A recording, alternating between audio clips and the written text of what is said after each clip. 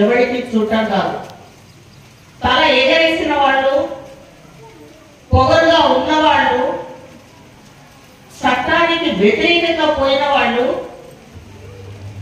ప్రజల యొక్క మేలును మరచిన వాళ్ళు ఎంతమంది ఎక్కడెక్కడ ఎలాగా చరిత్ర కాలగర్భంలో కలిసిపోయారో మీరు చరిత్ర చూస్తే తెలుస్తుంది. దేనితోటి మనకి అహంకారం, దేనితోటి మనకి అభిజాత్యం, ఎవరిని శ్రీశ్రీ గారు ఎప్పుడో చెప్పారు, నరజాతి చరిత్ర సమస్తం పరపీడన పరాయణత్వం. ఎందుకు మనల్ని మనం పీడించుకోవడం ఏంటి? మనల్ని మనం చెయ్యి కలుపుదాం, అంతకని చెయ్యి బట్టి ముష్టి యుద్ధాలకు దిగొద్దు. మంచి కోసం పోరాడదాం.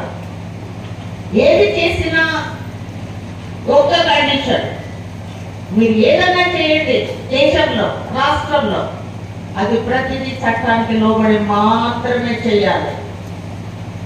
అది మీరు నిద్రపోయినా మెలుగుగా ఉన్న సర్వకాల సర్వావస్థల ఎందుకు గుర్తు పెట్టుకోవాల్సిన విషయము. ప్రతి పౌరుడు కూడా దాన్ని గుర్తుంచుకొని ఈ సమాజంలో మెలగాల్సిన విషయం.